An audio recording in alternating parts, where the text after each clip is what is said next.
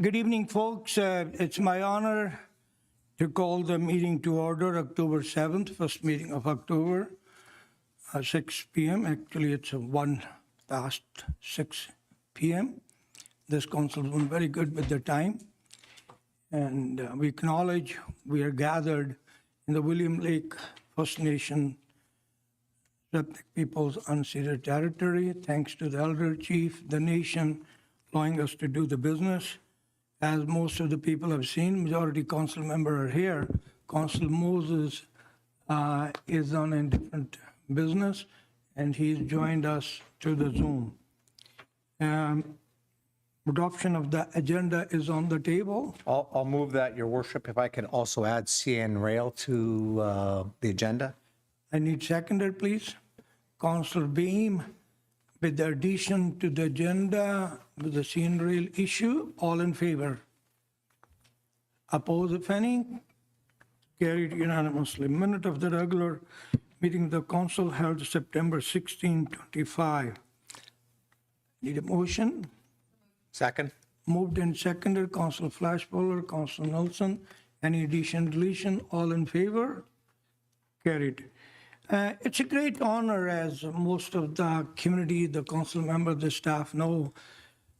We was gone to UBCM, called Union of British Columbia Municipalities, and we go there to share our different municipalities, with our municipality, our thoughts, our issues, our solutions, our problem, and networking. Idea is to get together and pressure, by working together, pressure the provincial government to get our point across and make our way into. A lot of people have seen, I received the Long Service Award. There's one gentleman in our council tonight, one of my council member, had 1 year over me. I thought the person was behind me. And it was a big surprise to me because he beat me by 1 year. And congratulations to Councillor Nelson. And I tried to keep the secret, the line in the bag, but one of our common friend, and he told me he phoned him right away. I gave him a heck. I said, why did you phone him? So it's not a secret. If I may request to Councillor Nelson to come to the center to receive the award on behalf of the community, as well as Councillor Sheila Bais. Congratulations to her. She's elected once again on the board. So I'll go in the picture on behalf of the community and thanking him service to the community, and Councillor Boehm representing the UBCM. Please, if you could come, we can take picture.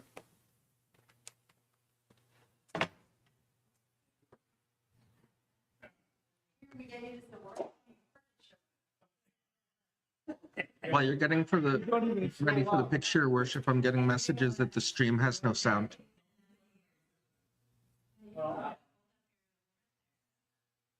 Please.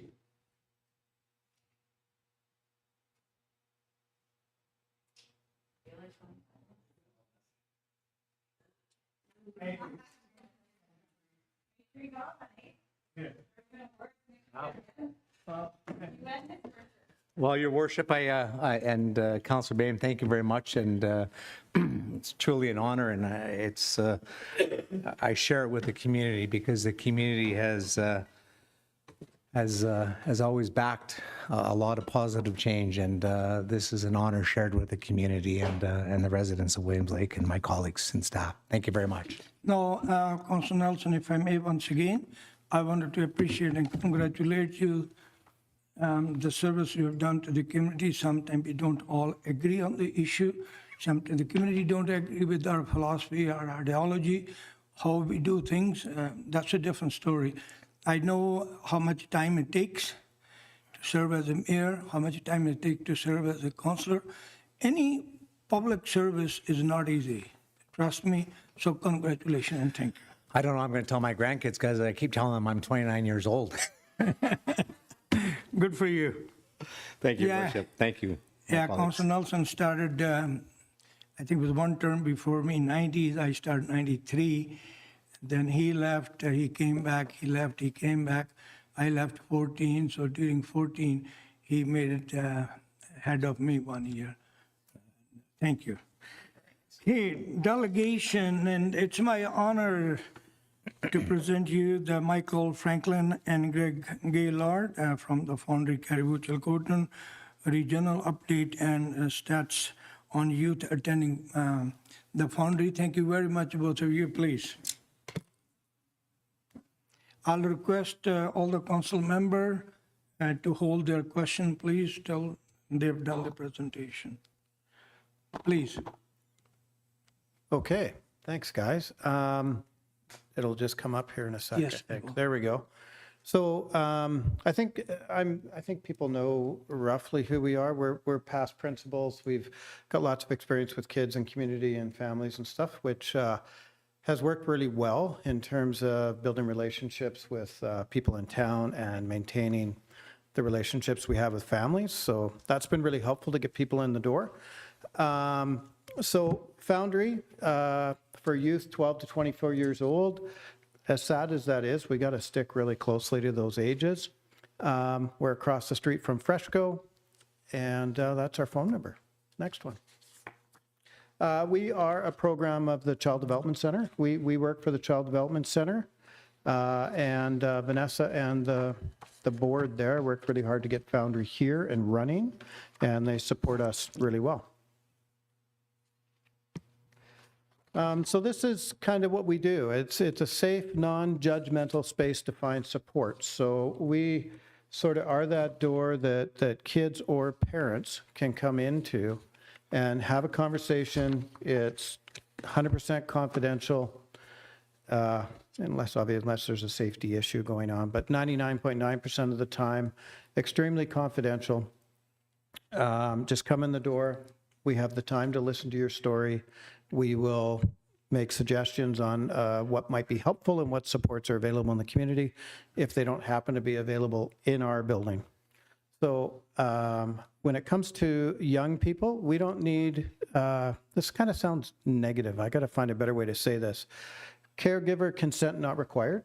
So, 12-year-olds can walk in and access the doctor, the nurse, the counselors in our building. And it's not that we're trying to exclude families and caregivers from that situation, but we also don't want young people putting things off because they don't know how to talk about it. Our goal is to rework back into the caregiver circle once those kids come in. So there's no fear of, a 13-year-old coming in and being given some sort of extreme prescription for something. That's all done in a circle of care. So some people get a little turned off by that, but it's not a concern. One door, endless supports. It's a positive place. It's modern. It's beautiful for those of you who've been in there. And it's upbeat. It's a happy place to be. And we operate Monday to Friday, 9 to 6. We've tried some evenings. We've tried some weekends. No success. We'll see how that goes. Next slide. What do we offer? So peer support. It's a bit of I think you guys have probably come across peer support before. The difference between a peer support person and a youth care worker or a youth navigator is that lived experienced component of their lives. We have young people and some older people that have lived experiences that help them to understand better the circumstances people are in, and they're also very good at accessing supports. So we have five peer support on staff, one family peer support. We have counseling services, we have drop-in counseling, and also some sort of midterm counseling, 6 to 10 sessions. We have 2 full-time clinicians and 1 virtual clinician that works a few hours a week. We have a nurse that works 4 days a week. We have a doctor, Dr. Fedor. We're really lucky to have a doctor, and Dr. Fedor's mental health, eating disorders, gender services, all those sorts of things he does a very good job of. So he's kind of semi-retired, so he has a relatively flexible schedule. He's supposed to work 3 days a week, but he's going to the Galapagos Islands for for 2 weeks. It seems every couple of weeks he goes somewhere. But we'll take what we can get. And again, also we're struggling. We do have financing for a full-time doctor. It's in place. It's ready to go if we could hire somebody. We also have full-time financing for a nurse practitioner if we could attract somebody to the position. So those positions are open. Wellness activities, those are sort of pro-social activities, fun stuff for kids to come and do, build self-esteem, build some skills, make some social contacts in a place that's semi-controlled and monitored. Foundry works in education. Talk about that now or later? You get to talk now, yeah. So yeah, my role is work in education. So 13 months ago, Mike thankfully approached me and said, would you be interested in joining the Foundry? And I'd left the school district and wasn't really sure. So after 4 days of retirement, decided to take the plunge, and it's been great. So my role with my colleague Becca Jervis is to get youth connected with jobs in the community and education as well. So we've connected with True. We actually had Allison Sutherland-Mand last year come in and do a chef training class for a week. And that was pretty impactful, I would say, for the clients that we had in the program. So yeah, Becca and I have, I think, approached 50 employers within the community just looking for support. If we do have youth coming in looking for work, would they be interested in? And that's been very positive. And we also offer to support people who are currently employed. So that's maybe a facet that people don't really know. So that's what I do.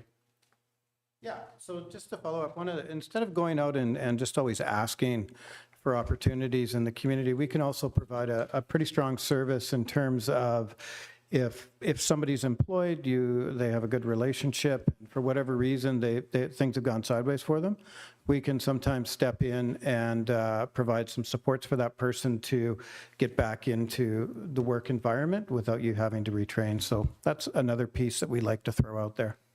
And all services are free and highly confidential, which is tough in a small town. You guys all know that. Next one, please. So we run this, it's a model. It's called the Integrated Step Care Model. Think of this triangle as 100 kids piled up. Most of our kids come in and are sort of everyday situations, pretty easy questions, pretty easy solutions, easy supports to put into place, and often just a sounding board or a venting board. So the majority of our kids come in with everyday situations and stuff that's concerning but not crazy, relatively easy to fix before it gets to the point where it's a real problem and it's difficult to fix. Most of the kids sit there. We also have the kids that are extremely complex, the unhoused kids, the substance use, substance concerned kids, and those guys also. But it's not the main piece of our service. It may take a lot of our time, but we really are trying to market to those young people to come in early, let's help you early, and let's keep life smooth. Next one. Peer support. So like I said, for the most part, they're young support workers with different life experiences. Drop-in or scheduled appointments, have time to listen to their stories. So it's not like, if you go to your doctor and you have 15 minutes to sort of tell your story. These guys have an hour, a couple hours all day if that's what is needed. And they will help to connect with other service providers, either inside or outside of the building. Next one. And then navigators, and we all kind of do this role, but we help people get things done. We all know the bureaucracy is a bit of a scary place for a lot of people and frustrating and often causes people to drop out of the system. We'll help you to get things done. We understand the bureaucracy. We have staff that understand the bureaucracy, and we have time to follow through on things. Drop-in counseling, this is probably our most, well, next to the doctor, this is the most used service. We have drop-in, or you can book, actually I changed it the other day, we can now book 14 days in advance. That's roughly a 45-minute session. It's generally one-off, so a specific challenge that you can walk away with a plan in about 45 minutes. So these are not those extremely complex kids. Drop-in counseling is for everyday, maybe a little bit complex. We'll help you out with a plan. You may have to come back, and that's okay. We may refer you to a doctor, a peer support, whatever makes sense. And you'll leave with a plan. And we may refer you to further counseling also, whether that's midterm with us or longer term with CMHA or CYMH. This job, I learned all these acronyms slowly. So anyways, next one. Primary care, so that's doctor and nurse. Again, confidential, important to know. They'll leave with a plan, and the doctor may refer them, and that may be to a clinician, that may be to a navigator, that may be to an outside service or a specialist. We don't have any special roads to specialists, but we have efficient roads. So for gender care, eating disorders, and psychiatry, we have efficient roads to those services. Next one, there we go. We already sort of talked about this one, didn't we? Yeah, okay, so Gregg kind of talked about that one already. Foundry works in education. A bit of a newer program for us. There's about seven foundries in the province. 7 foundries. We've been lucky, we've been quite successful, so we happen to get a lot of opportunities. This opportunity came our way because we had the capacity. I had the person to hire that could do the job, so we were lucky to get this funding, and it was in the neighborhood of about $280,000 a year for it's good for a 6-year stint. Next one. Wellness groups. So wellness groups, again, they're safe, positive, fun social groups, build self-esteem, skills, confidence, something to do with a friend and socialize. There's always free snacks. We do rely on our peer support to provide opportunities, but also people in the community. We have another fellow ex-principal that comes in that does carving with kids. He was actually there tonight, and he does carving. I have another friend who comes in and does fly tying, so we're always looking for people in the community to come in and share their skills. We've done ribbon shirts, ribbon skirts. We've done quilting with the seniors and those sorts of things. So just trying to build those networks. And always lots of food. This is just an idea. This is a good example of a workshop. These are Denise Sakai employees. They're one of our strongest partners, and they're building moccasins. And here's some stats. So I'm going really quick, so feel free to ask questions. I just kind of going through it here, and I'll hand this out. So unique youth. So since we started, the first year we started, fiscal is March 1st. Well, yeah, whatever, that April 1st to March 30th, right, fiscal. So first year, 364 kids, 778, you can read that there, 894.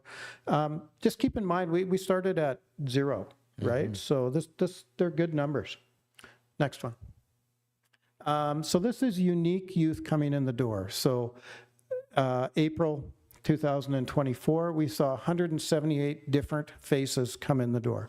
And you can see how that follows through, and it adds up to those totals you saw earlier.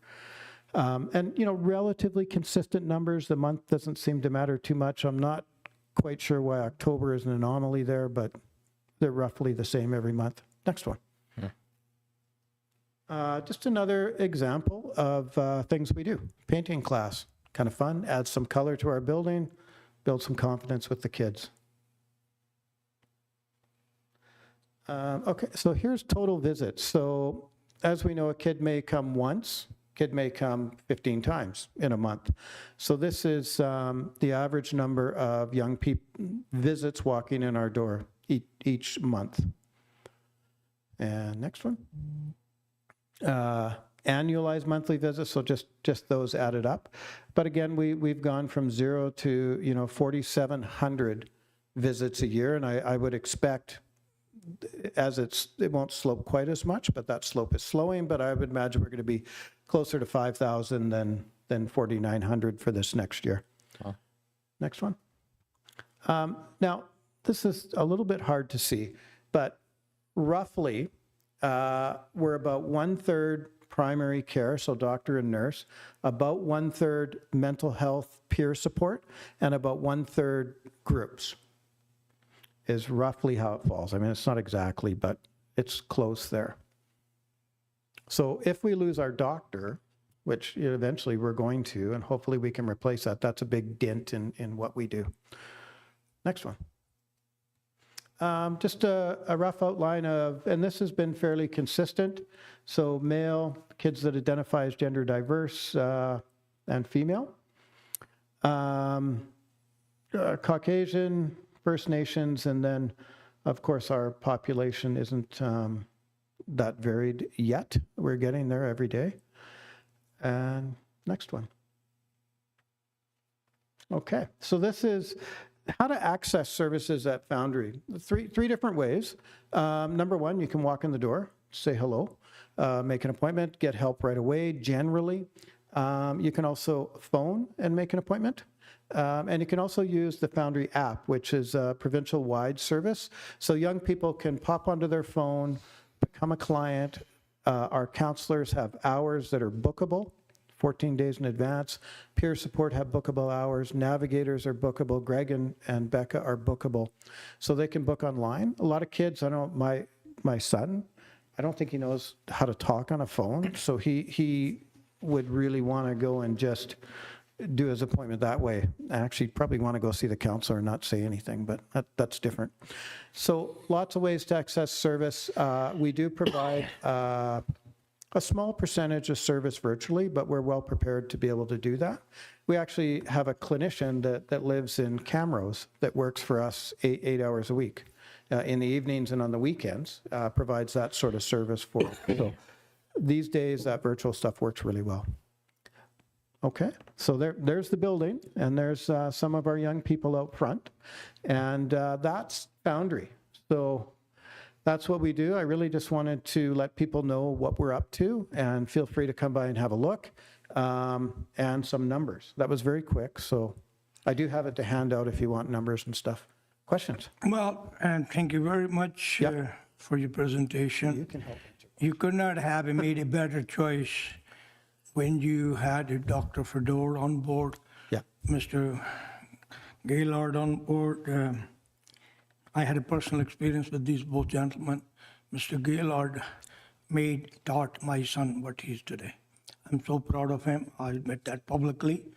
Good. And having your background in the education, other people involved, that makes a big, big difference. And Dr. Fedor, he looked after my parents, majority of their life in Canada or in Williams Lake. Yeah. You got the best people. And I really appreciate it from council and from community's behalf, the service you're providing. It's a very key service to the youth. Youth is the age where you could slip either way.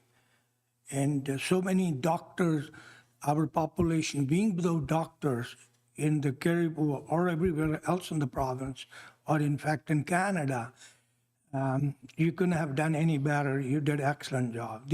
At least those youngsters have assistance. Thank you very much for the service.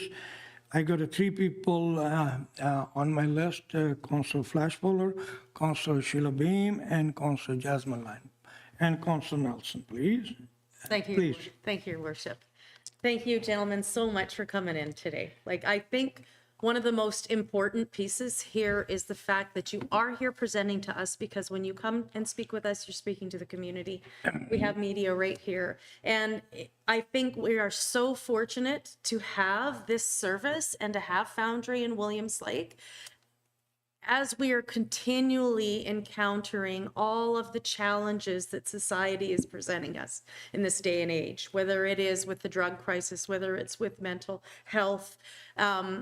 I think that one of the conversation pieces that always comes up is we need to make sure we're there when people are young and when things are happening initially in their life, so that they don't fall and start going into a direction that is more detrimental than beneficial. And I think the fact that you guys are doing what you're doing for a community is that piece that can help guide someone that may be in those challenging times. Mm-hmm. And I think that confidentiality and not, as you said, there's that tough conversation of saying that caregivers will not know, but if it's going to solve an issue for a youth, it's well worth it in my opinion. And I think it's really, really incredible because lots of times I'm a parent. I've had conversations with my kids where they're just like, well, mom never told you this. And I'm like, what?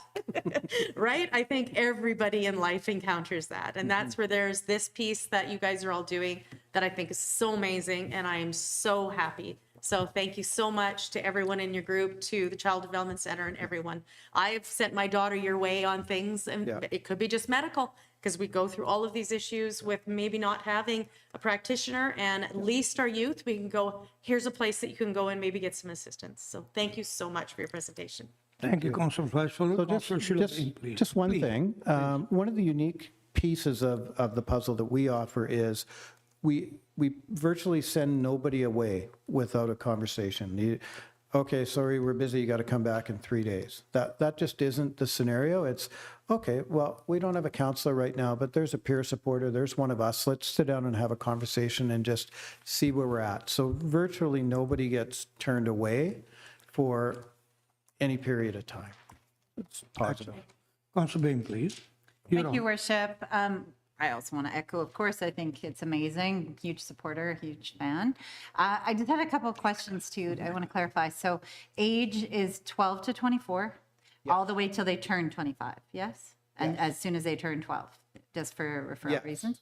Yeah. And as far as a couple of other things, that the last guy you mentioned, that's virtual. So you're doing virtual counseling now too? Is that what that? Yes. Yeah. Yeah. So if It's- people, it's like the- when I'm telling people in my office, there's actually virtual counseling because as Yeah. you know, that is sometimes I'm often referring there. And then as far as the education piece, I guess one thing I see in my office is I see a lot of education, and you know that, a lot of breakdowns. And one that I see is they can't read forms. There's a lot of youth that are unable to get through school somehow, and we all know how.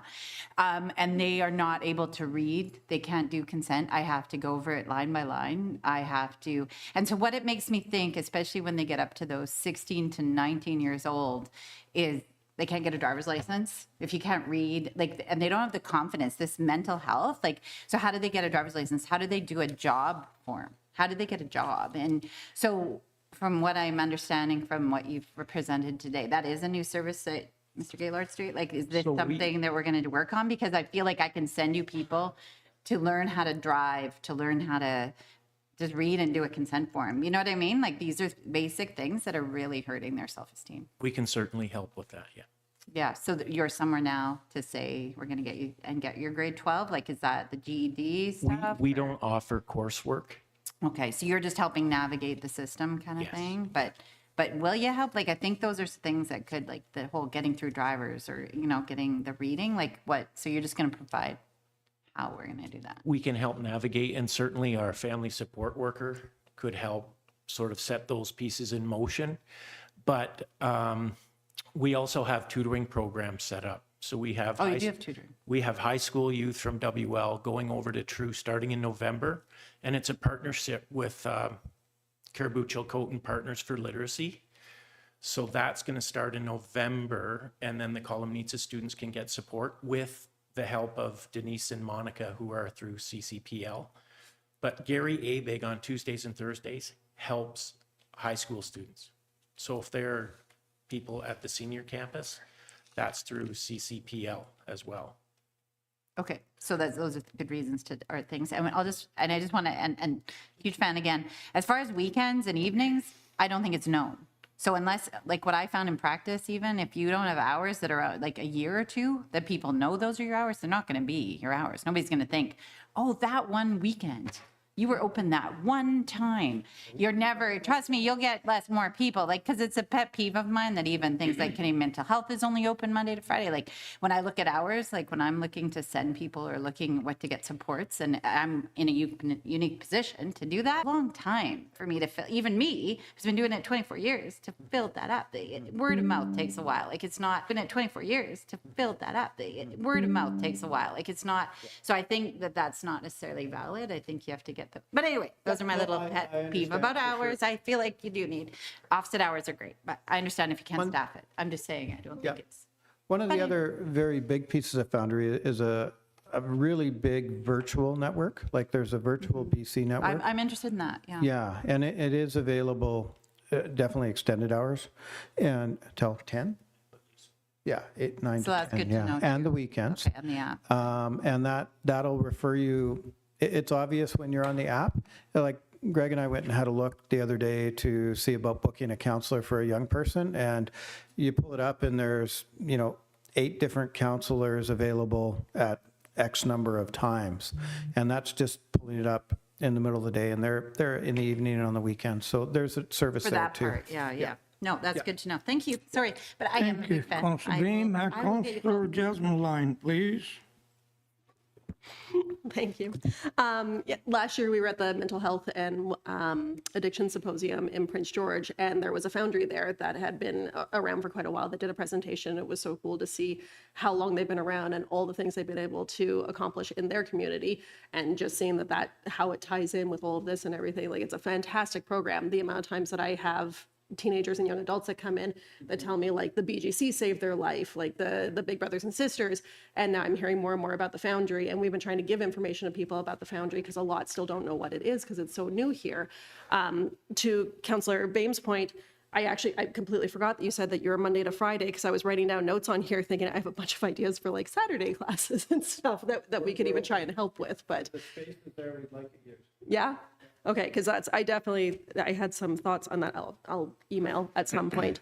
But the Foundry is fantastic. I never hear anything but good things. And whenever I tell people what it is you guys do and what you have available, they're just like, holy crap, I had no idea that was a thing. So I don't know if you guys have rack cards or anything, or even posters. Like, I would totally put that out on my tables during the day for. Cool. We've got all the. Awesome. Foundry's a good organization. Yeah. All right, thank you. Thank you, Councillor Lyon. Councillor Nelson, please. I'll be short. Mike, Gregg, I just want to say, huge fan of what you guys do. You go from 0 to 5,000 visits. That's significant. You provide a very unique service in this community. I've done lots of referrals to youth that need attention. And Mike, I think you said it best. There isn't a person that doesn't walk through that door that you don't have a conversation with. And I think that's the most important aspect. So thank you very much for what you guys do. It's a very, very unique service that you provide. I think it's a model for the province, to tell you the truth, what's taking place inside of Williams Lake, and fully support what you guys are doing. Thank you very much. Thank you. Thank you, Councillor Nelson. Councillor Moses, please. Thank you, Your Worship.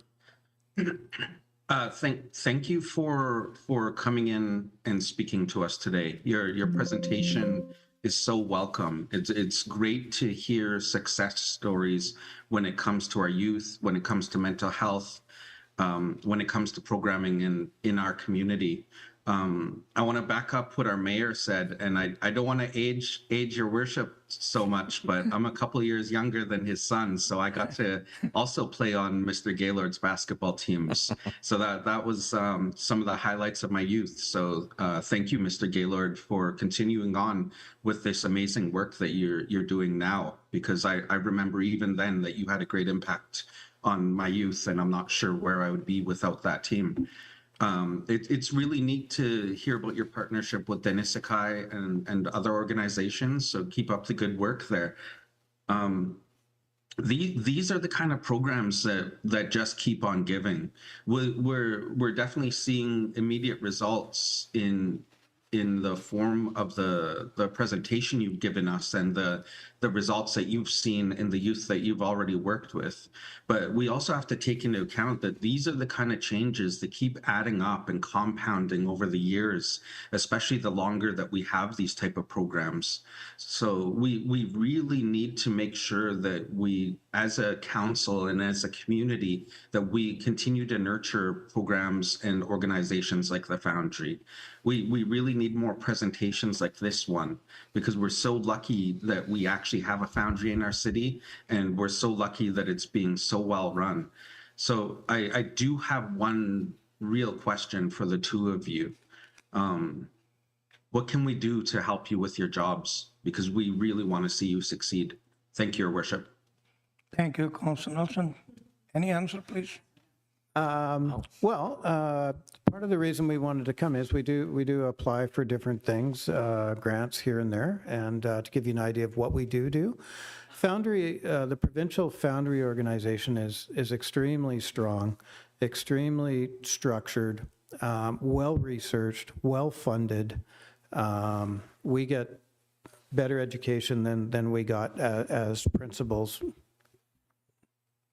no question, in terms of how to work with young people. It's a research-based situation. We happen to be the 13th Foundry in the province. There's about 19 running right now, and about 10 to 12 in transition or planning, that will be running the next 2 to 3 years. So this is a provincial initiative, like Scott said, and it's extremely well researched. It's well run. It's well funded. We are well supported in everything we do. Nothing is by guess. It's all there, and it's all research based. Thank you very much. If there's anything you need, supporting letter or anything my office or council's office could do, please call on any time to the staff. We could use a doctor, Surinder. Definitely. And a nurse practitioner, if you guys can work that out for us. Yeah, we will definitely do that. I tell you, I wish I had the magic stick. They given me the little, hammer, but they didn't give me the magic stick yet. But definitely, we'll keep working together. Yeah, you can drop it with the staff. We will take that. There's a recommendation on the table, staff, please. Thank you, sir. The clerk's note that the presentation from Michael Franklin and Greg Gaylord, Foundry, Cariboo, Chilcotin, regarding a general update and statistics on youth attending the Foundry be received for information. I moved and seconded. Any question, concern? Once again, thank you very much, both of you. Being a principal, who would know better than you, and hats off to you both, especially Mr. Gaylord and my son. I couldn't be more proud of him. And I think parents can give the birth to the kids, but how the children are shaped are done by the teacher, by the professor, by the principals, different designation. I still have utmost respect for my principals, for my professors. I don't remember any teacher being alive who taught me, but the professor, principal are still there. Every time I get a chance or visit, even I'm on the phone, I call them and always seek their blessing. Please keep blessing these kids, keep helping them. I'm sure we'll be way ahead of the game compared to the other community. Thank you very much, both of you. All in favor of the motion, please. Carried. Thank you, sir. I appreciate it. Well, our second, the best thing is the delegation took exactly bang on their time, and that's all. I request the council ask you a question after, and whatever the time delegation is allotted, let them consume and let them use it, because their time is when they're talking. When we are asking the question and speaking or commenting, that's council time. Now it's my honor to welcome Andrew Sandberg, William Lake Rotary, and Daybreak Rotary to the new project for Kiwanis Park, and request for consideration of the name change to the Rotary Park. Before we bring the recommendation from the staff, Mr. Andrew, floor is yours, sir. Thanks, Your Worship, Council, and City staff. Andrew Sandberg, President of the Williams Lake Daybreak Rotary Club. So we're coming forward with another amazing project in mind for the youth in our community. We're seeking your approval and support. We're always on the lookout for something new to bring to the community and grow beyond expectations. We found what we believe to be the next big improvement to Kiwanis Park. In June of this year, a few members, myself included, from the Rotary Clubs of Williams Lake attended the Rotary International Convention. The convention is held in a different major city around the world annually, and this year is held in Calgary. It's too close for us to pass up the opportunity to go to the amazing experience with over 16,000 people from over 140 countries. Certainly something to remember. During this experience, we discovered a company called Free Notes Harmony. They're out of the US. They specialize in engineered outdoor musical percussion instruments with various sizes and designs. We immediately fell in love with the idea of bringing it home. Because of the vibrant colors, designs, and musical purpose behind them, we believe that these would be a perfect addition to the Kiwanis Park to help encourage musical literacy, accessibility, play, collaboration, sharing, and most of all, fun for kids of all ages. The product line that we're proposing to City Council today is from the company's Botanical Gardens line, where the products resemble different garden themes such as flowers, butterflies, bumblebees, trees, caterpillars, and mushrooms. All instruments are engineered to follow the pentatonic scale. The scale is special in comparison to other musical scales, specifically when it comes to the, I skipped the line there. Other scales, it includes 5 notes instead of 7, so we eliminate all flat and sharp notes. So when it's played at random by kids hitting whatever piece of the equipment they would like, it comes across as music instead of just being noise. I've added a rendering, I believe you'll have the proposed layout as well as the scale drawing to show the space that we're asking for. We'd like to place these items as designed between the main gates by the Cameron Memorial parking lot entrance and the water park. This is preferred, but we're open to conversation with the city administration about alternative options.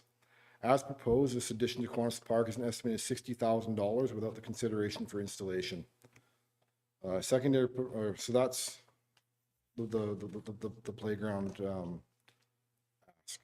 Secondary proposal in conjunction with the musical playground is a request for consideration on the renaming of Kiwanis Park to Rotary Park. We understand the history of the Kiwanis Club while the club was part of our community, and we understand the time, effort, and investments they put into the community and at this park. However, we also believe that while honoring the Kiwanis Club history, a passing of the torch is a reasonable request to action after the Rotary's investment to the park. Currently over $130,000 to date, $260,000 if we count the Boulder Park and Botanio, and this additional $60,000 would push us over $300,000 in the last 3 years. Within the community, we have been vast investment as well over the past decades, and only plans to continue to grow as we gain new members, the younger generations with new energy and new ideas. Myself, born and raised here, no intentions of leaving, no intentions of leaving the Rotary Club, and no intentions of slowing down on aspirations to improve the community. Young family of my own, same position I had with the Boulder Park is to give them Williams Lake I didn't have, and political movements can move slower and they can move with more bigger picture city requirements like infrastructure that I don't have care to fund or dream up. So I'm here to dream up the things that the community gets to be a part of and be, work with firsthand. So we understand it's not an easy decision, and many factors apply. We'd like to know that there is an opportunity for consideration, and if so, what are the appropriate channels and city policies to follow to make an official request with appropriate documentation of support and reasoning for the name consideration. We're officially requesting from the city for approval to proceed with the musical playground as provided before you, with the city's commitment physically and financially to support the installation of these pieces. And we are requesting the follow-up from the City Council and Administration of the policy and requirements for an official request for renaming the park. Thanks for your consideration, and any questions? Well, Andrew, I really appreciate your presentation, and Rotary been very kind. Like I always said, any community is known by their service clubs, their volunteers. Any organization is known by their workers. I couldn't be more proud of the Rotary Club of Williams Lake, Daybreak or a regular Rotary. And you people have done wonderful things in the community. All the years I've been in Williams Lake, or especially been involved with the politics in the City Hall, I'm so proud of you. Folks, there is two requests from the Rotary. One is installation of the musical plugs and all, and second one is name change. We had a motion on the floor, recommendation from the staff. Councillor Nelson, please, before we read the motion. Thank you very much, Your Worship. First of all, thank you, Andrew. I often tout the Williams Lake Daybreak Rotary as one of the movers and shakers in the community that when they put their heart and soul behind a project, they go out and they just get her done. And you can see by the approximately $300,000 over the last several years that they put into key projects in our community, whether it's in the Kiwanis Park or in Boitano Park. It makes a big change for the youth in our community, so I'm very proud of that.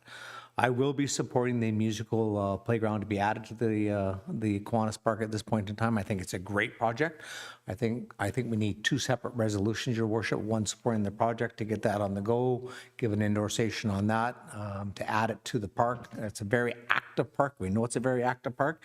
And then I think we do the recommendation to refer back to staff and have a bit of a look at the name change and let staff bring back a report and give some consideration to that. So if we can split the motion in two, I think that just gives them the clear way to be able to move forward on it. And then staff can then obviously work with them to bring forward budget numbers as well. Thank you. Thank you. Any other speaker? Hearing none. Councillor Lyons, please. Thank you. Yeah, I love obviously this equipment and everything that you've shown for it. And I have to, so when Andrew had mentioned before about potentially asking for a name change for Kiwanis Park, I feel bad. I did not know the Kiwanis group was a thing. I didn't know that they were a volunteer group that isn't here anymore. And I initially said, like, I don't want to step on any toes and I want to find out why it was named the Kiwanis Park. Knowing what I know now, yeah, I can absolutely see the request and why, and the amount of work and effort and everything that the Rotary's put into our park in the last I don't know how long, but it feels like a long time because every time I look, something new has gone up and the Rotary's name is on it. So it's pretty awesome. Thanks. And staff has recommended to me we should have one motion. There's lots of legalities, a lot of things. I think nobody would disagree with your request, but we need the report back from the staff. So recommendation, please. Clerks note that the presentation and information from Andrew Sandberg on behalf of the Williams Lake Daybreak Rotary proposing a new musical playground installation in Kiwanis Park and requesting council consideration for renaming of the park to Rotary Park be received and referred to staff for further investigation and a report back to the Committee of the Whole Council. And also, if we could add, make this whole report to the Joint Committee for their information, because the regional district, the Joint Committee members have supported us in the past in different things in the parks. They had some strict guideline. I was talking to Director Forsyth. I spoke to the staff earlier, and whenever the joint takes place, so it could be brought to them. And basically it will cover, as Councillor Nelson said, the name change as well as the motion for the supporting the musical plugs. We have to measure everything, and staff would work with Mr. Sandberg and the club member, and we will have the report forward. I'm hoping, as I trusted Liberard, Regional District Joint Committee been very reasonable. I couldn't ask a better neighbor. They have supported us always. I'll definitely be looking some support because, as you heard, Mr. Sandberg, he's asking some help financially from the city to Councillor Nelson, please. I'll make the motion to split the resolution, and we support the musical playground in the beginning in principle so that they get the nod, and then we separate the motion. Need a seconder, please, to amend the motion? There's no... Okay. It is, but he is saying agree in principle. Initially, it's a part of... He didn't put the motion on the table to begin with, so there was no motion until he just did what he did. Yeah, for the receipt at Councillor Delaney. Okay, are we okay? Sorry, Please. Your Worship. So I heard that there's the motion that was from the agenda, but now there's an amendment to that to split that into. And added the CRD also in it. Sure, yeah. For information. Yeah, please, through the joint committee. So then it's on the, right now. Okay, That's moved so and seconded. moved and seconded, the amendment, all in favor, Mr. CEO, please. So the only concern from the staff level is we would like the opportunity to review this location for additional infrastructure because it is getting very crowded at this location, and we want to work with Andy just to make sure that this is the proper place and he gets what he's trying to achieve, because we are reaching capacity in that park, and we just, as staff, we think it's prudent to take a little bit of extra time and bring it back after is one thing. That's why we would be saying that we would recommend one. Can I comment on that quickly? Please, go ahead. Just on the space, yeah, it'll obviously occupy some space. Everything here is designed to be set far enough apart for accessibility for wheelchair use, so it's going to occupy open space, but it's not going to be a crowded, jumbled mess. It's not a high-rise, they're all individual, single post. They're standing about yay tall. We're not blocking line of sight, we're not blocking pass-through traffic. So, yeah, kind of 50-50 on open space, yeah. Mr. Shields? Yeah, I think that just from the staff, and I can appreciate that, I think that just from the staff's point of view, we just want to take the time to make sure that we do this diligently and we're not creating a spot where people could be doing that. I can appreciate you probably know more about it than I do. Obviously you do. But right now, I just want to make sure Stacy's in the room. I want to make sure Rob's in the room, you're in the room, and I'm in the room before we commit to something for council as a recommendation from a staff. Okay, I'd say it's fantastic, but I just think it deserves the thought before we go out there. Yeah, and this has been designed in about a 30-foot by 30-foot area to allow for the feeling of being immersed in a garden. Most of these that you see in different communities, there are 3 or 4 of them along a walkway, which is great hit as you walk past it, but you're not in an immersive play area of being in a garden, which is the view I was trying to accomplish by this design. So I don't really want to stray from that, but we can, they're just augured holes in the ground. They can go wherever we want them to go. Councillor Nelson, Councillor Flashballer. Yeah, the reason I separate the motions, I'm aware of this project. I think it would be a great addition to that particular park.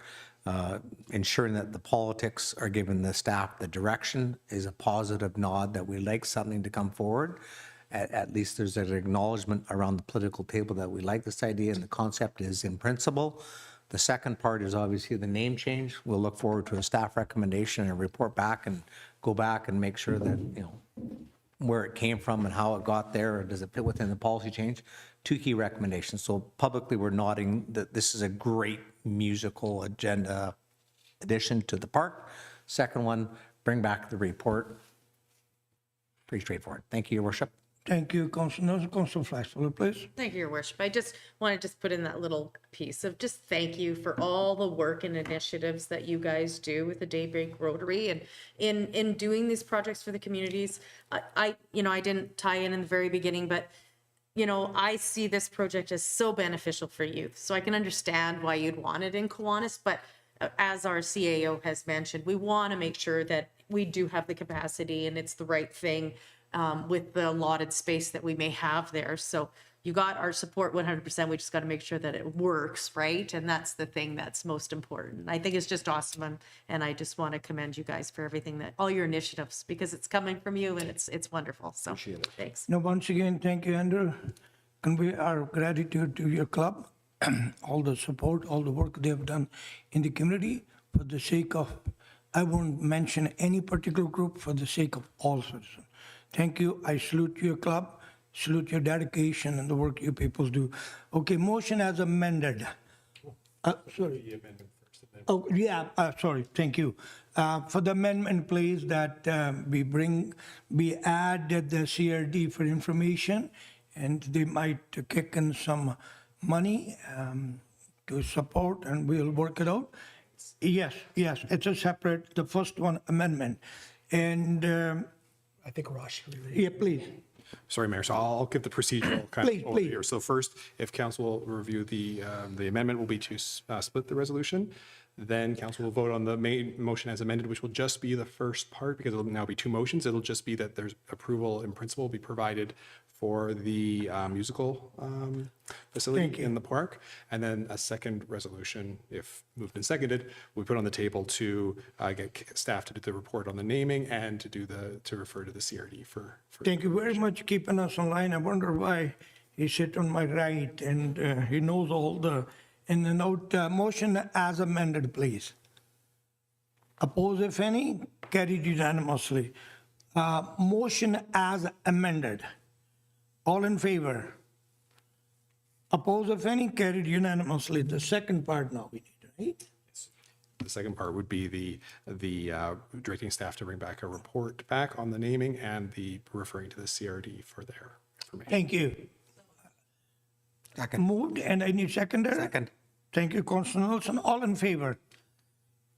Opposed, if any, carried unanimous. Thank you, sir. We really appreciate it once again. Thank you. Thank you for your dedication and help. Okay, moving along. General government computer checks, please. The recommendation that the accounts payable computer check and EFT listings dated September 18th, 25th, October 1st and 2nd, 2025 be received for information. Second. Moved and seconded, all in favor. Opposed, if any, carried unanimously. City of William Lake Permissive Tax Exemption Bylaw, number 2432. The recommendation that pursuant to the report of the Chief Financial Officer dated October 1st, 2025, the City of Williams Lake Permissive Tax Exemptions Bylaw number 2432, 2025 be introduced and read 3 times. Before I ask for move and seconder, usually my office and the staff, we go through the agenda before or after as time permit. And we was dark and there was quite a bit of concern by my office, by some of the people and the staff. Look at the time we spent last month or month before on this. Next year is a election year. The staff going to be terribly busy with the election. It's the month of October. So I'm going to recommend, which staff agreed with my recommendation. Nobody wanted 3 year this program to go. We spent almost 1 3/4 hour last council meeting. I'm going to move or recommend to council, it's up to you what you wanted to do, that we go for 2 years. That way. I'll second your recommendation. Oh, thank you. You're so quick, man. The reason is staff would have one less thing to do next year. We have done 25. If we go 1 year, it would be 26.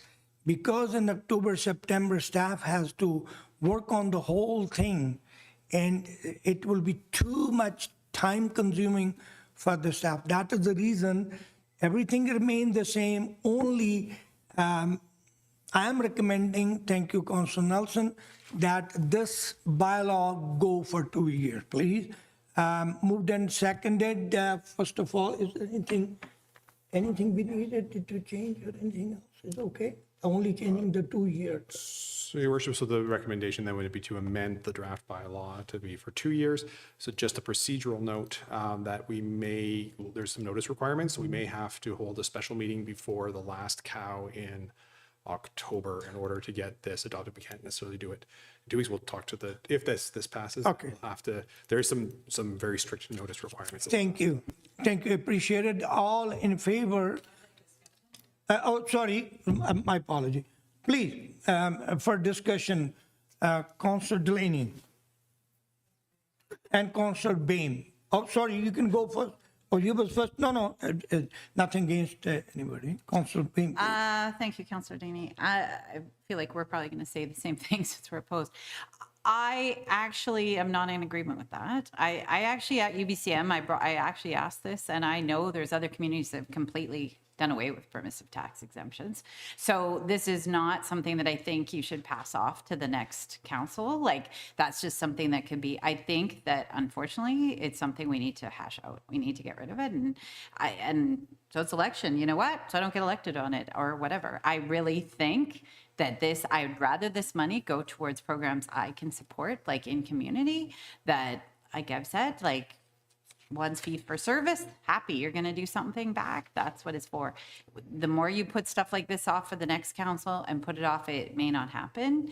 And so I am not actually in favor of keep pushing it down the line. And I think it really needs to be reviewed. And I'm sorry to press that on staff. I understand the sentiment on that, but I think permissive, I mean, when I did some reading on this, it is something that is being reviewed federally, as far as faith-based and all the restrictions. I think they're being reviewed, whether this is going to keep happening. So, because our budgets are slim, this is either this goes or we take it to, we have to increase taxation, and I'm not for that. I'd rather look at this and then do the same amount of money. I'm not saying get rid of it.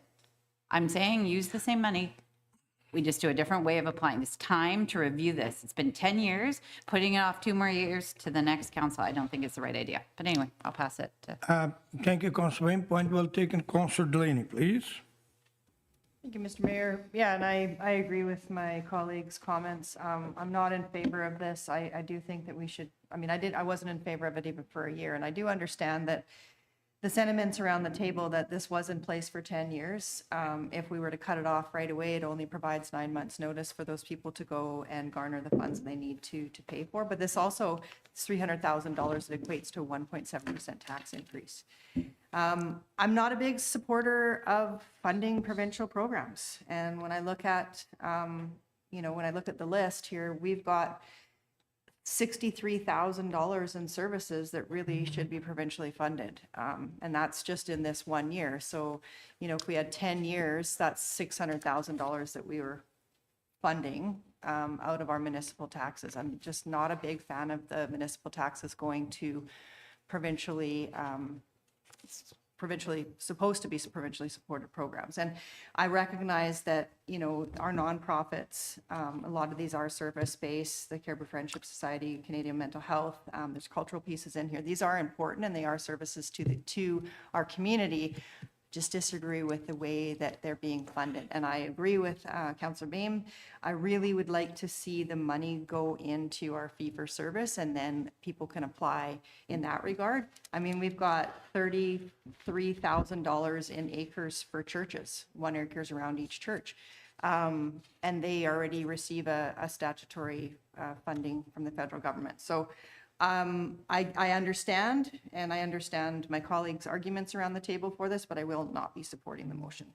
Thank you, Councillor Delaney. Councillor Moses, please.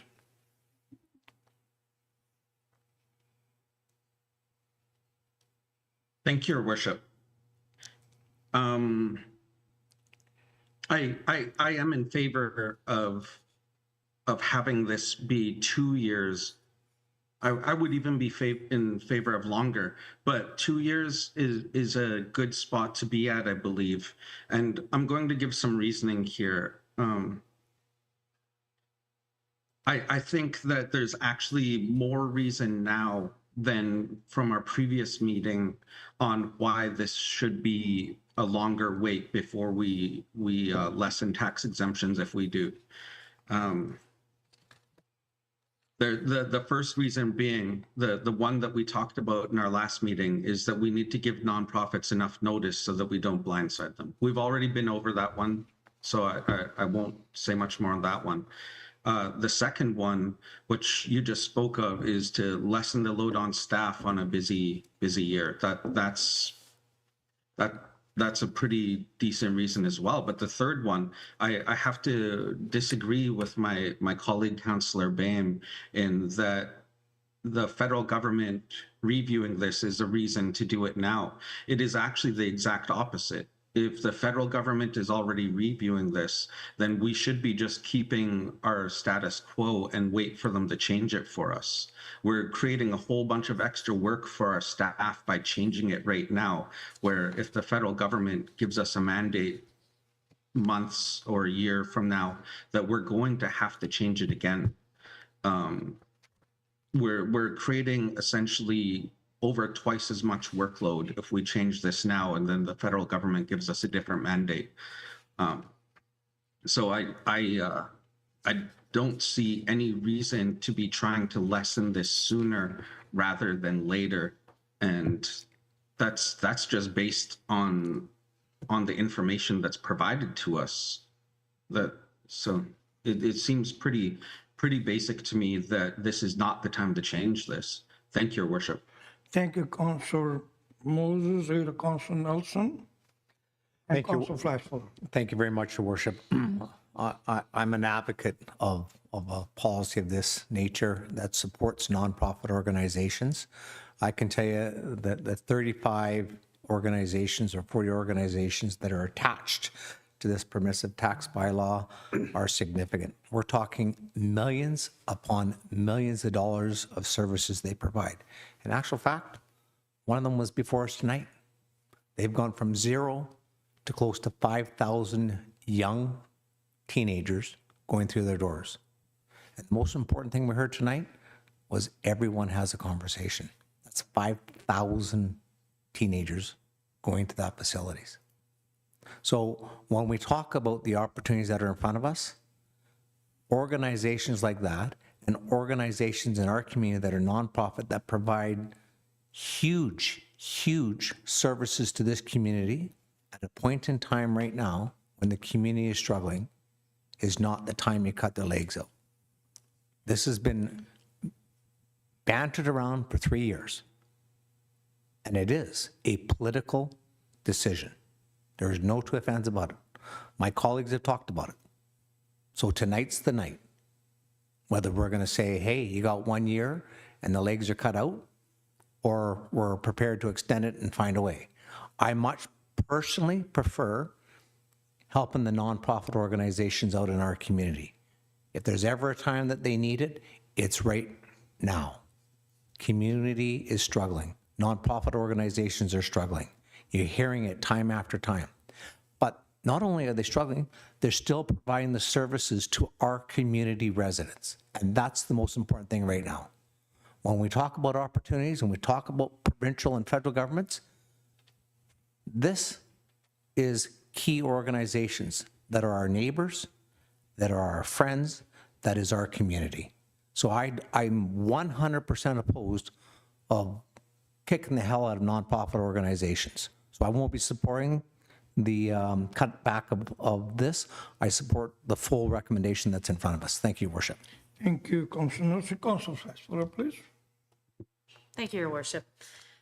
I equally see the importance on nonprofits, and I really do understand how these are tough times, but I also am in full acknowledgement of our number one key responsibility is to make sure that this city functions healthy in its infrastructure and its services to this municipality as a whole. And that goes to every citizen, including nonprofits, including residences, including families, including seniors. So that is our number one. So I still feel that no warning to all of these groups after a 10-year awardment of a tax exemption is too rapid. So I'm comfortable with either it's a 1 or a 2 year, whatever my colleagues want to discuss here at the table and decide upon. I still feel that those nonprofits need warning, but I also feel that as an organization, it is very important for us to also look at, we can only do so much, because as our costs increase as a municipality to all the residents here, we can't continually keep giving funds towards entities that are only specific when we have to, number one, look at the whole city and its infrastructure. So I will still support this resolution or this motion that's on the table. And but I do think down the road here, whether it's 1 year or 2 year, we have to start looking at tightening the belt. Thank you. I totally agree with you, Councillor Flashpoller. And last week when we was all in Victoria, the staff, the council member was with me. They can verify I couldn't push it hard. This council, the delegation couldn't have pushed it hard for recovery from the province, but we did it. I was pretty happy. We was heard loud and clear. And there was no promise, but we were asked to send the report. And today, my discussion with our CEO, we are writing letter directly under my signature, not staff to staff, but from the mayor to the premier, which he asked us. And I'm hoping some good things will happen to those programs. I couldn't agree more with the 2 year. The main reason is staff going to be busy next year. Every point all my colleagues are raised, I'm totally in favor. Who could be more on the present council, money wise or money conservative than the mayor's office? Trust me, I am.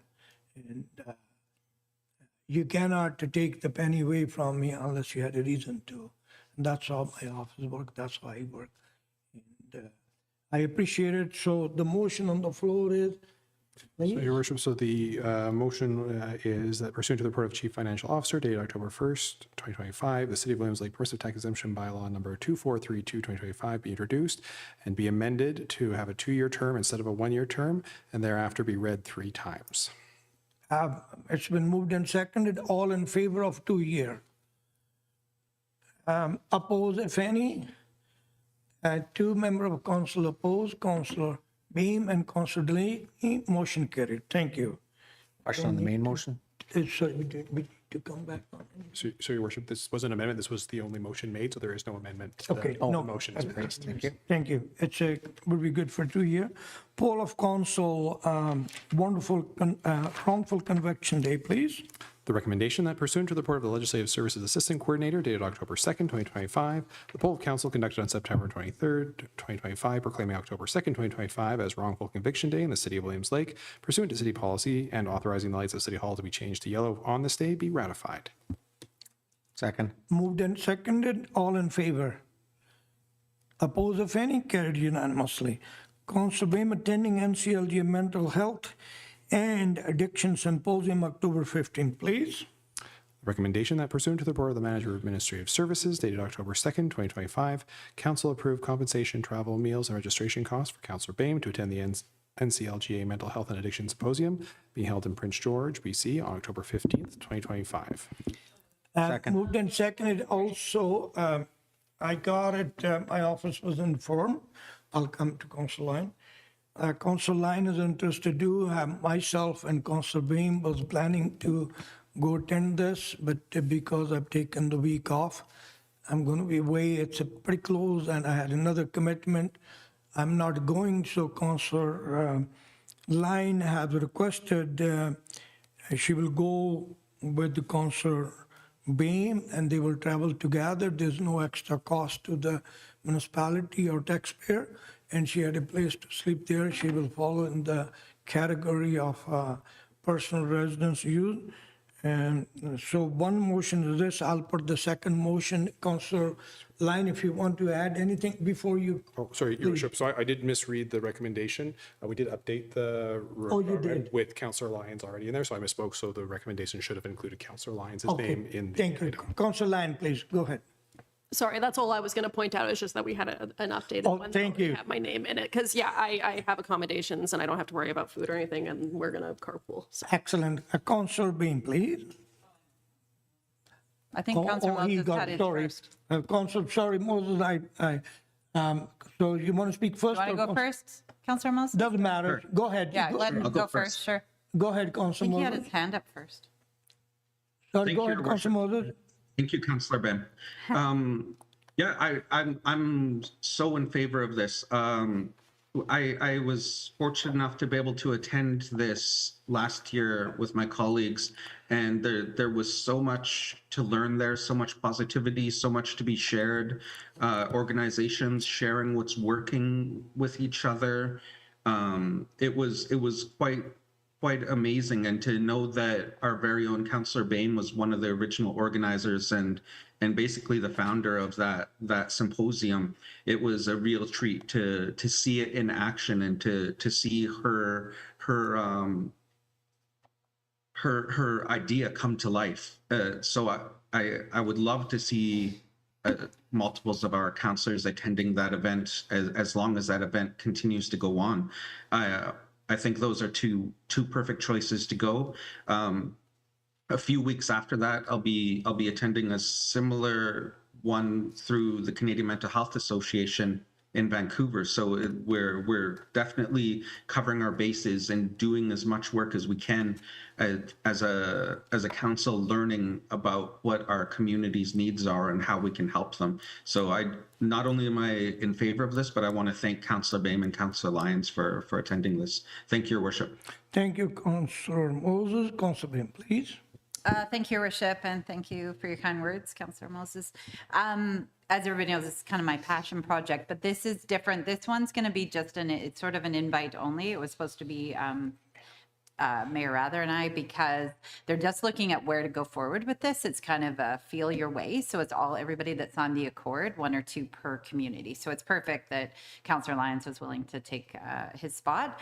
And because I think the more voices that I'm with you guys, the more voices, the better. So hopefully we can figure out what to do next or what to do with the future. I think it's needed. I think that this is huge with mental health and addiction being such forefront and street disorder, as they're now referring it to, which is crazy. But anyway, I also just wanted to add my own little note about Councillor Lyons. Councillor Lyons did not go to UBCM, and even if it was full cost, I would like to say I would be supportive of her going. And so regardless of the amount it is spent, we all have our budgets and we all have, so I think the cost is minute compared to the experience and what it is. But yes, we will be carpooling that. But I also would say I would have supported either way. Thank you. Thank you, Councillor Boehm. Like I said, my apology because of I have taken a week off almost every year. This is so close to my holiday. I'm leaving next day, basically. So I'm fully in trust and confidence of you both going and coming back with a healthy report and updating to my office and Councillor. Looking forward, and thank you very much for both of your services and sparing the time. It's not easy to take the time off and go away. No money can replace that, especially being away from your family. All in favor? Oppose, if any? Carried unanimously. Okay, great. Moving quarter 3, 2025 budget. The recommendation that the report of the Manager of Finance dated October 2nd, 2025 regarding a third quarter 2025 budget status update be received for information. Moved and seconded. Any question, discussion? Hearing none, all in favor? Thank you. Report well done, the Finance Department. Even the motion is carried. Appreciated your support and especially keeping the tab on the spending and everything. I appreciate it. Okay, we taken the vote, unanimously carried. And the home hardware store limitation, please. The recommendation that pursuant to the report of the planner dated September 17th, 2025, Council accept the offer to permanently close and remove road dedication for a 3,040 meter, 0.751 acre portion of 6th Avenue South.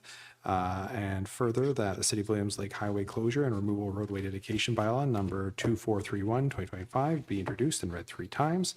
And further, that staff be directed to issue notice of the proposed bylaw to adjacent property owners, and further forward the bylaw to the Ministry of Transportation and Transit and locate utility agencies for comments and ministry approval. So moved. Moved and seconded. Any question, concern, discussion? Councillor Nelson, Councillor Flashfuller. Thank you, Worship. I'll be supporting the recommendation in front of us. This parcel that we're looking to sell on 6th Avenue, the application has obviously provided us with the information. He owns 3 of the parcels that are around there.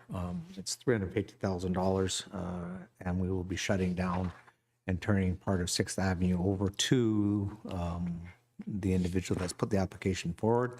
As part of the process in front of us, we need to go and ensure that the public is fully aware of what's taking place.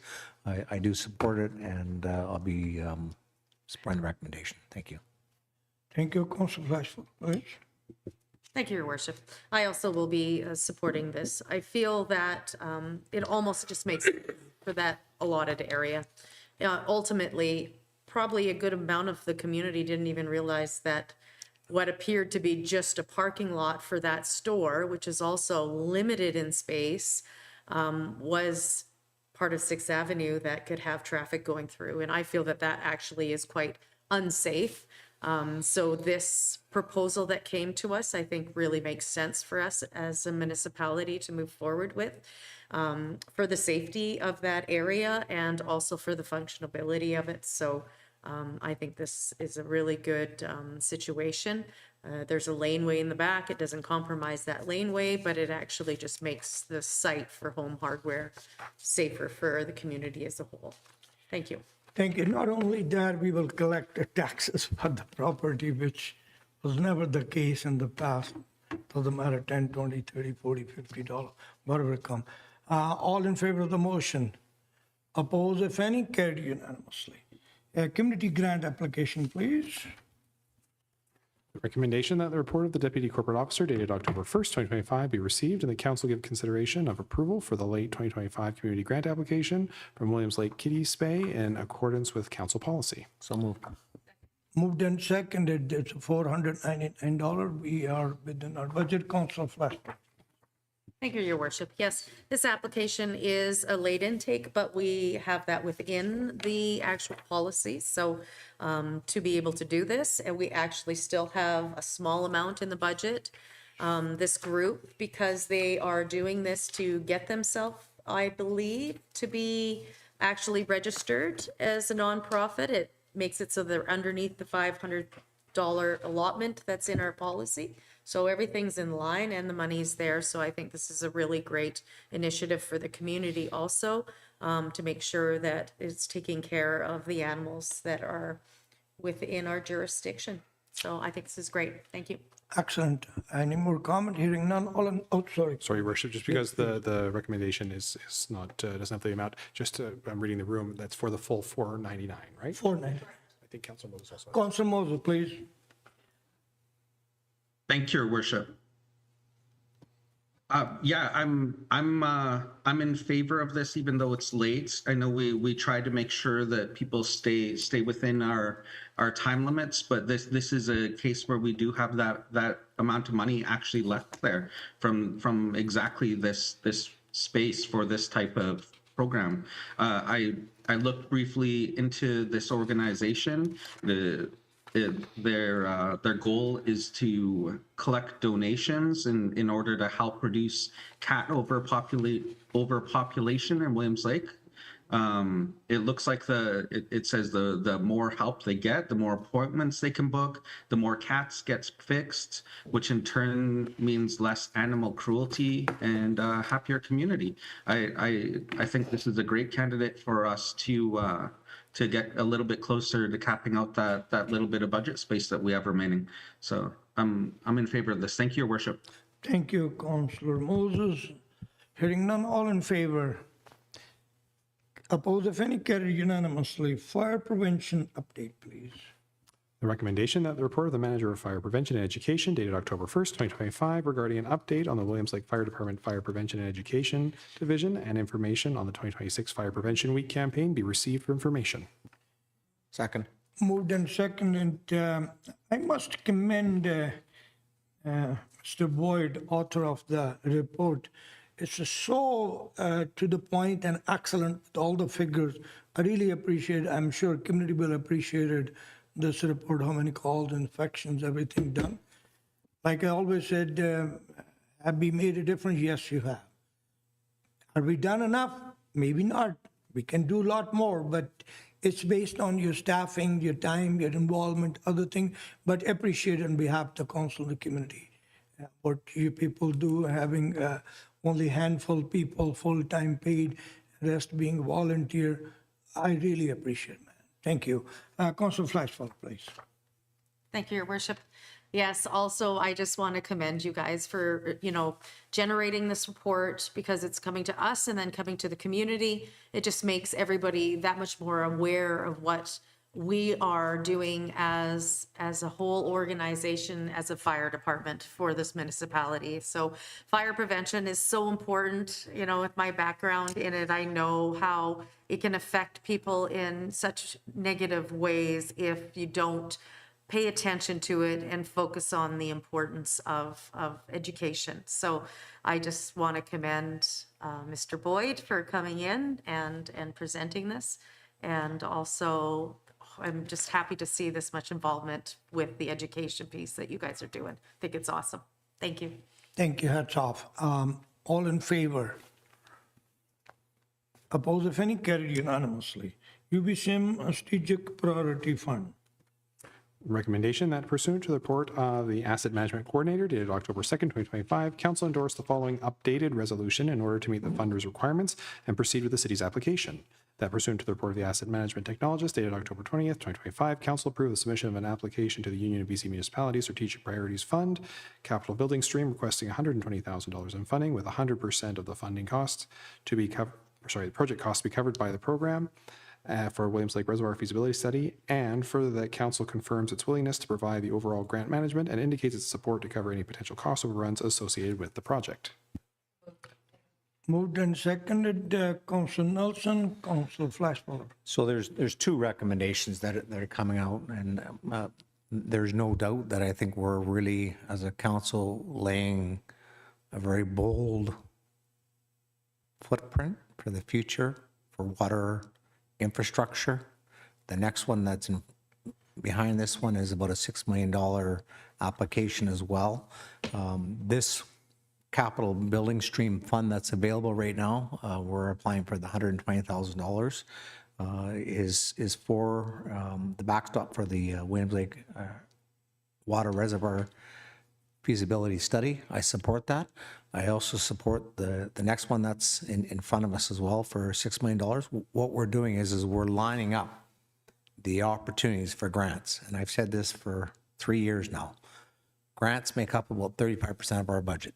And it's critically important that we get in and we do the work so that we've got shovel-ready projects.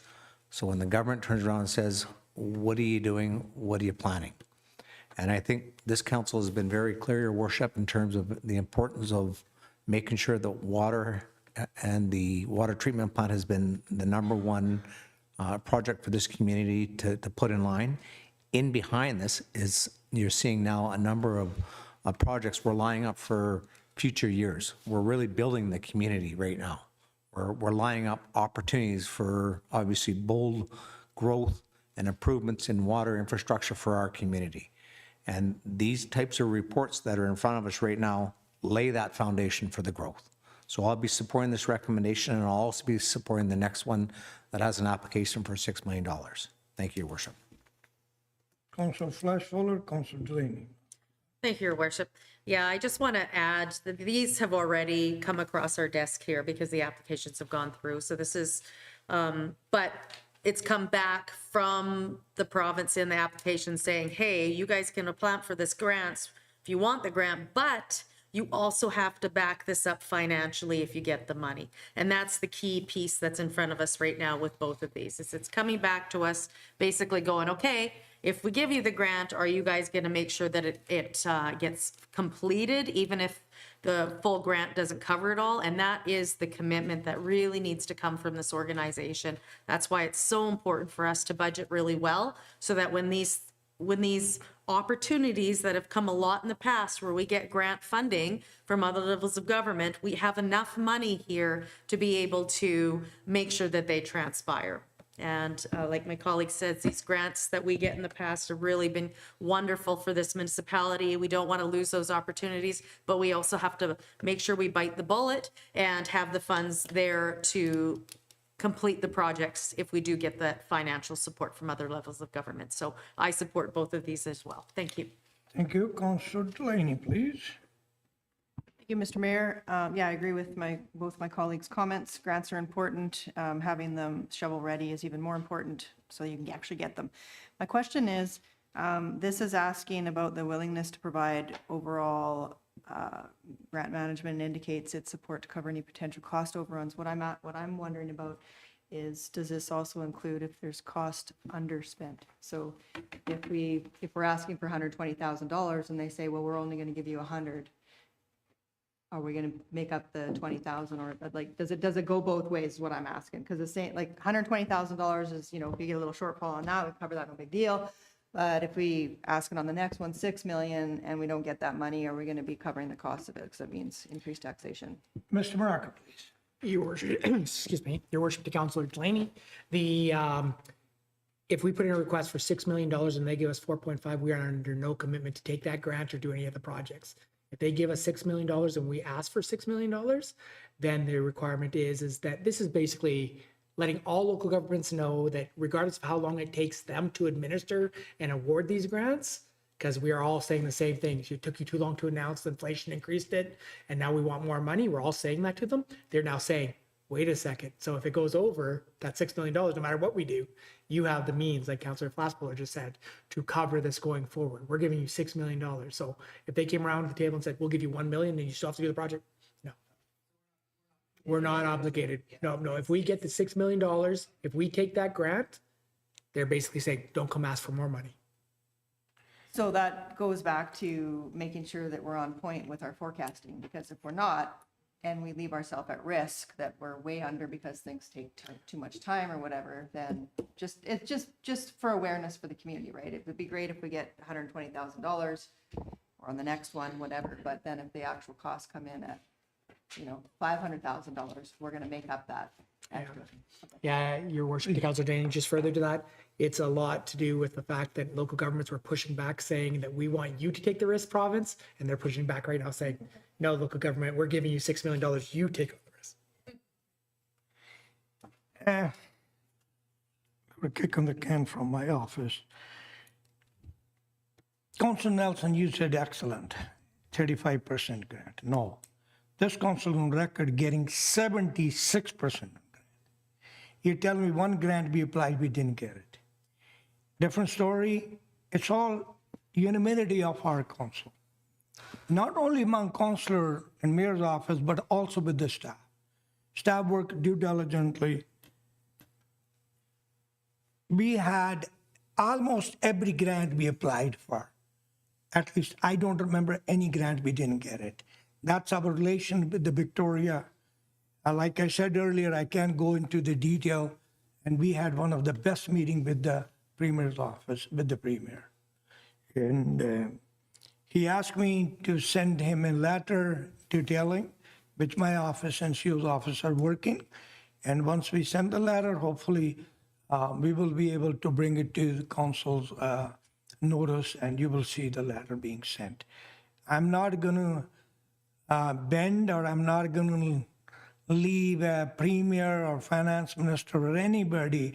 I'll hold their feet on the fire. You know me well enough. And as you know, and the community know, we have paid $2.3 million our debt, going above and beyond our regular bylaws. Our debt would be free. Our debt is left a handful by 30. Who knows, tomorrow, council of the day might feel paying off the debt. Once the debt is paid, if we needed to borrow the money for the betterment of the society or the community, we can do that. And we had one of the best rating, the province, the MFA, and the regional district. We have done excellent work.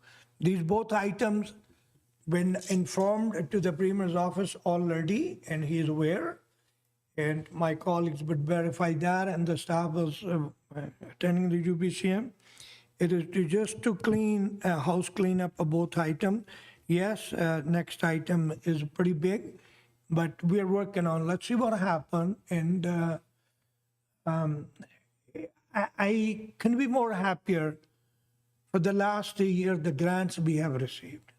And the time comes in the future, I will have a report how much money we have received from province and federal government in total, how many projects we have done, how much contribution we have done from this city hall.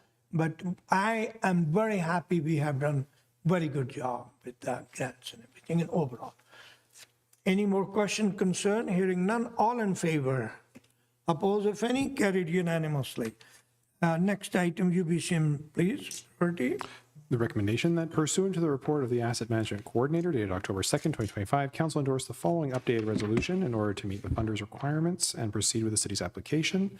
And the additional text of the resolution is, and further that Council confirms its willingness to provide overall grant management and indicates its support to cover any potential cost overruns associated with the project. So moved.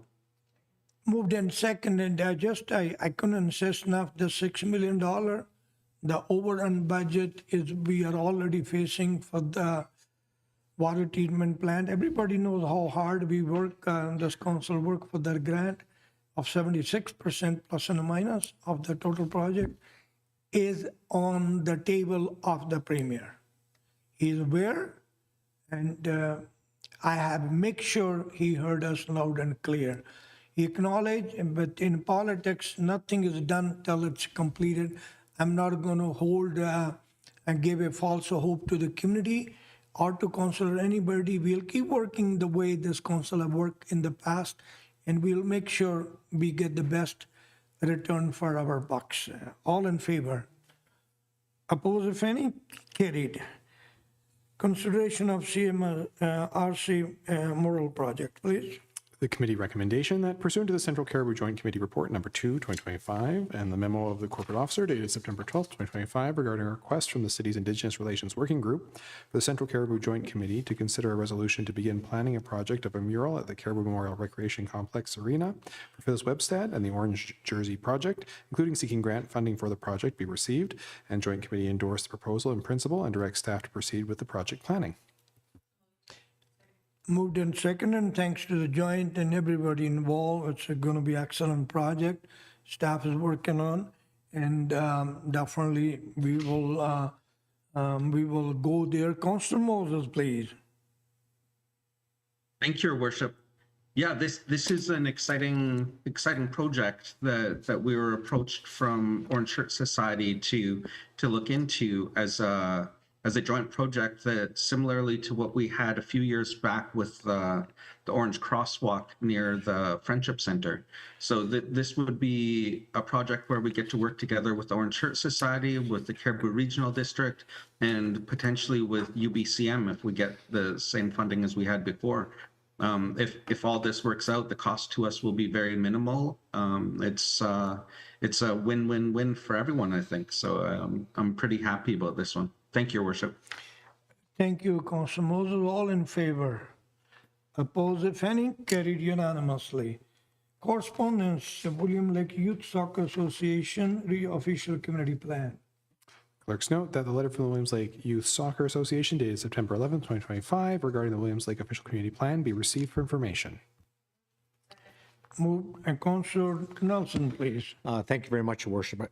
I think it's extraordinarily important to ensure that my colleagues are aware of some significant steps that have been taken behind the scenes, thanks to the mayor. And at the joint committee, there was a project that sat on the shelf for many years.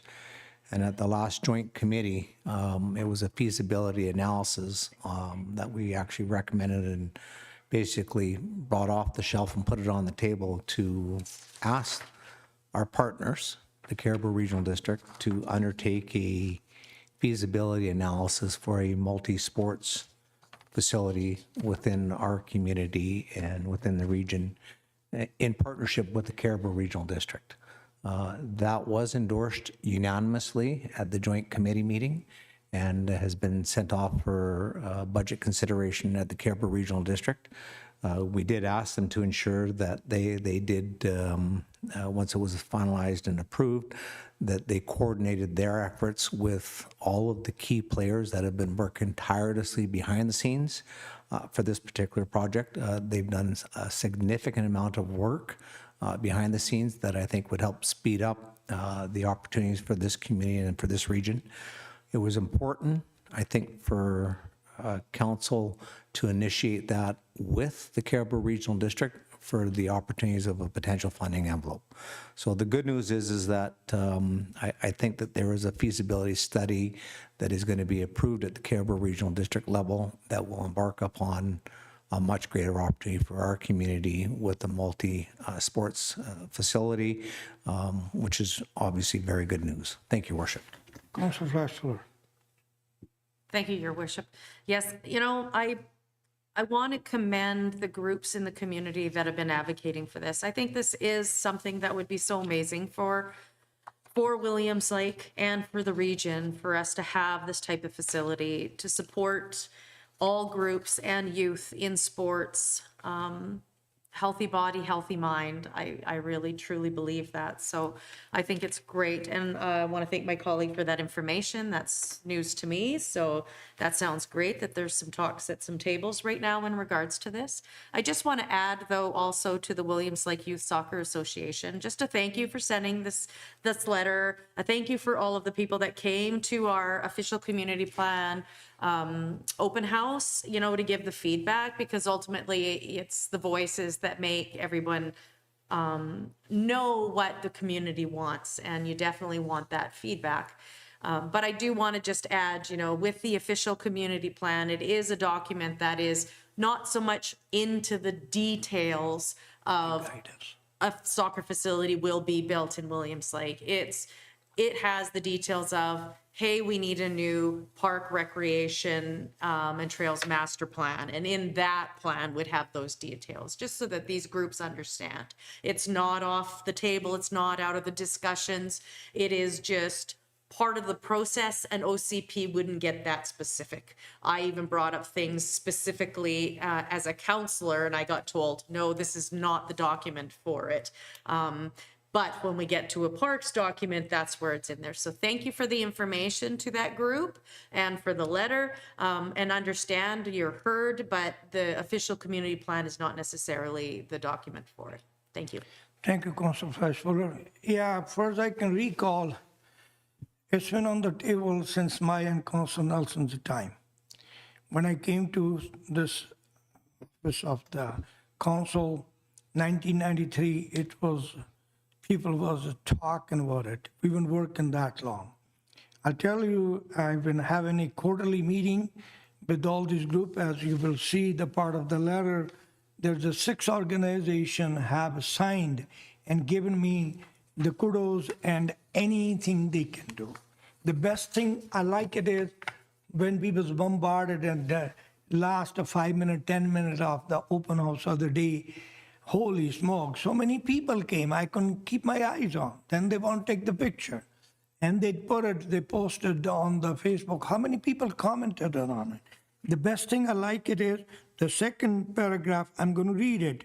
We understand that a multi-sports indoor facility is a significant undertaking. There's no question about that.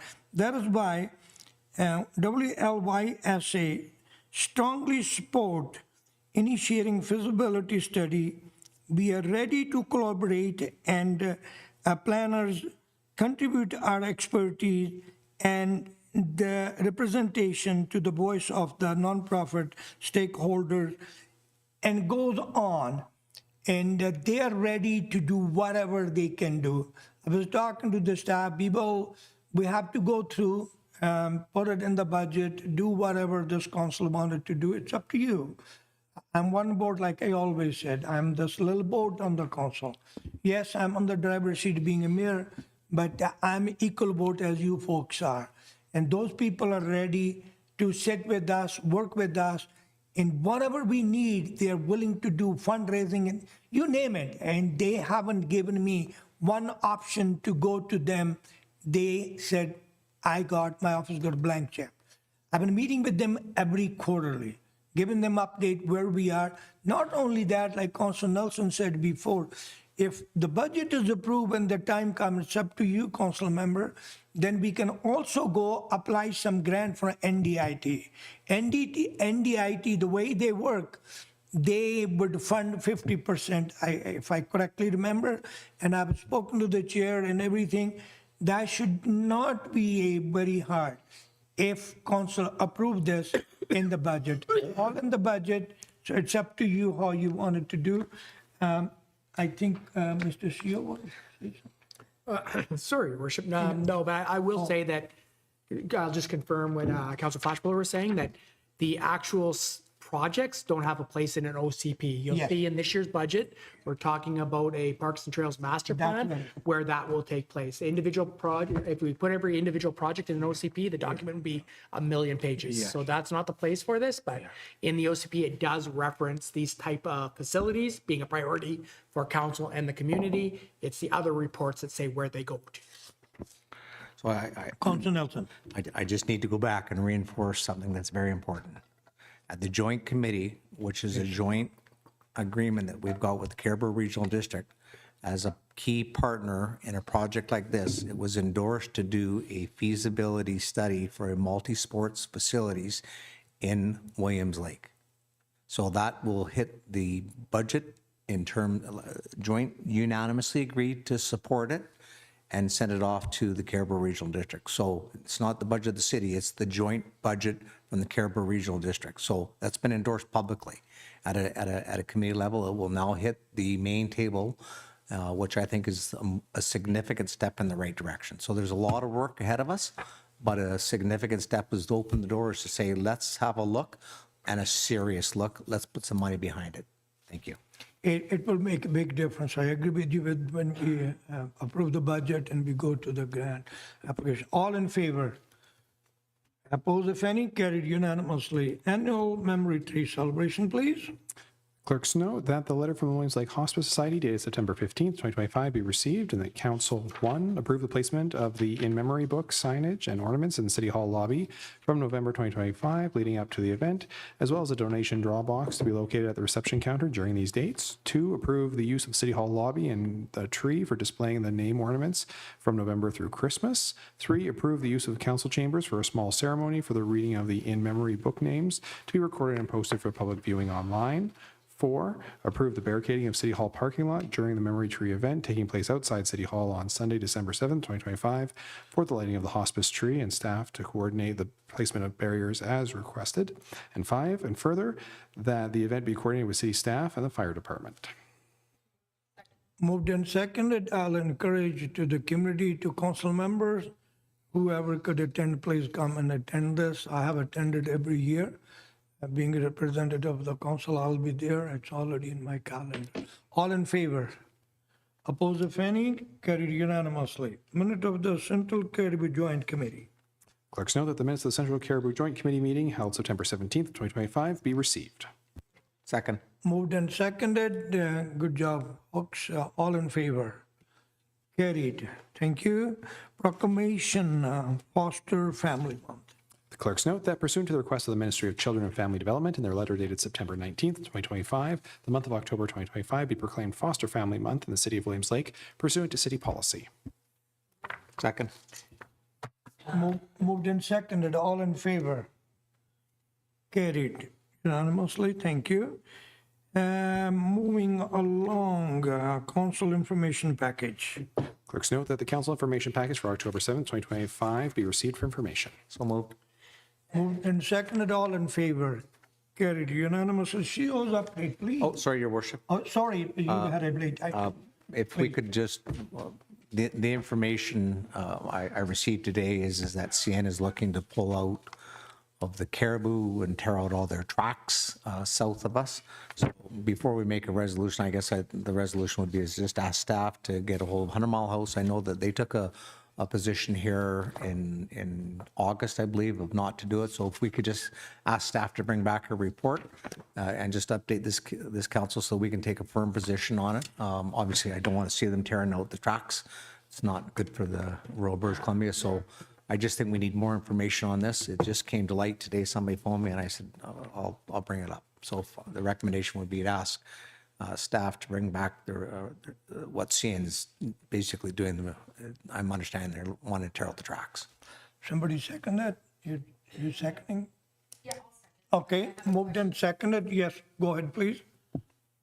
Thank you, Your Worship. Yeah, I just wanted to clarify, that's 100 Mile South, Yes. correct, Councillor now? So not in Williams Lake. I just don't want to create fear I in the don't. community. I don't know. I caught part of it tonight, and as I was coming to town, I tried to call former Mayor Donna Barnett just to get a bit of an update because I heard that they took a position. So that's why I'm asking before we get too carried away. I just want to make sure and get the report back. Yeah, So this is all relatively new news. Okay, thank you. Question to see you. Have you heard anything? Your Worship, I have no information on that other than seeing the link myself, and I had a chance to read it.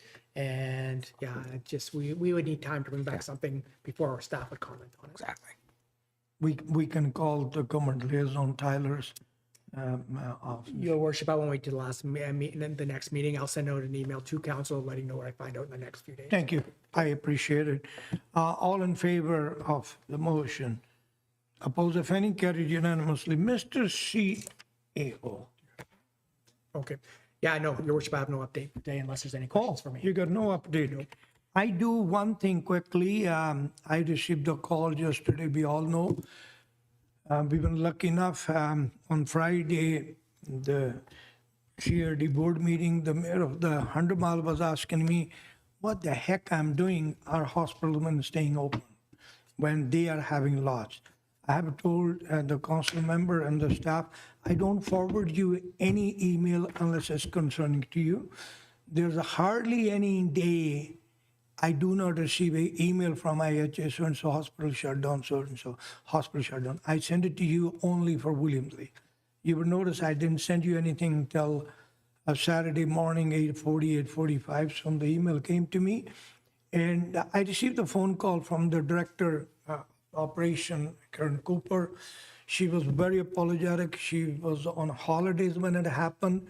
She is on the record. She was interviewed by the radio today, and I got the link in case somebody's interested.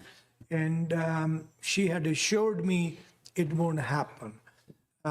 Yes, city, we have promised them on your behalf that city would forward the information, no addition, deletion from City Hall. We will let the community know, so rather than they go to the city of William Lake, they can take the access to other opportunities, whatever's available if city of William Lake Hospital is not available. That's the main reason. And when they did it, I reposted on my personal page, and holy moly, I ever received a comment one way or the other, and I shared that with Ms. Cooper, and she said she read it, my page, she's aware of all the comment. But my point is, I'm not a representative of the IHA, I'm just passing as a mayor of your community what I was told. Ms. Cooper said to me, there's nothing scheduled or unscheduled. We would have the hospital open till end of this year. She said she was working very hard to make sure that this year goes unshut down. But it didn't happen. My recommendation to her was she deserved the holidays no different than all of us, city staff and everybody, and myself and you folks listening or council member. But we have to replace the command in the reasonable person who we can trust. She totally agreed with me. That's a little quick update. Rest is all Councilor Nelson.